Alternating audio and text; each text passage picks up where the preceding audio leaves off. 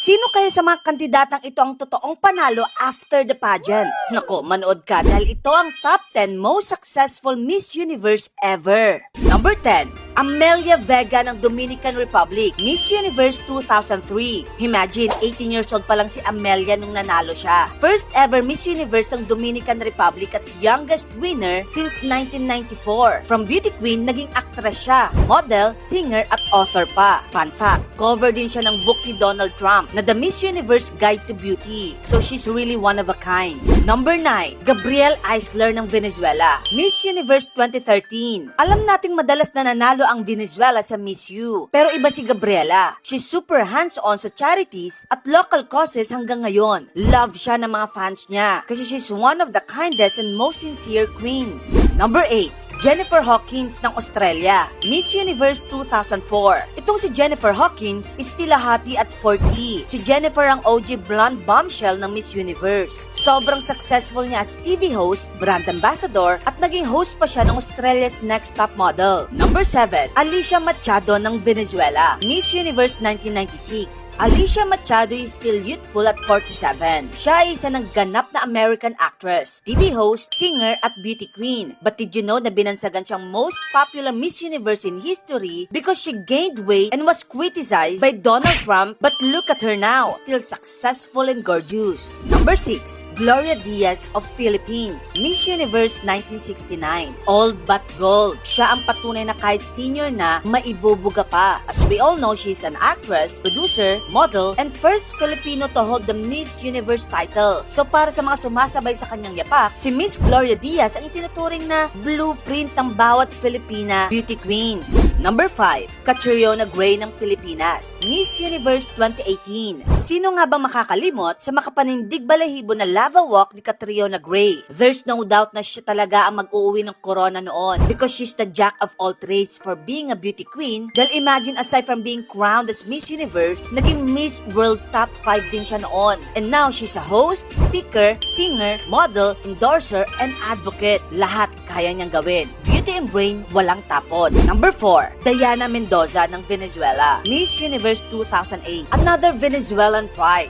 Aside from being a beauty queen, Diana is also a successful actress, model, film producer, and a director. Super sikat niya sa kanilang bansa. And she lands on many roles and also appears an ambassador to several events and brand deals. Number 3, Lara Dutta ng India, Miss Universe 2000. Sobrang legend for being the only candidate who scored 9.99 points in the history of Miss Universe. And aside from being a beauty queen, she's also an actress and model. Sobrang successful rin ng kanyang mga projects, ambassadorships, and off-screen works. Number 2, Sushmita Sen ng India, Miss Universe 1994. Sushmita was the first Indian woman to win the title of Miss Universe. Also, she received multiple awards for being the most sought actress in India. And alam naman natin kung gaano kalaki ang Bollywood, di ba? Imagine, may 28 awards na siya and counting. And up until now, kahit na 48 years old na siya, she's still the reigning legacy of India pagdating sa beauty pageants. Number 1,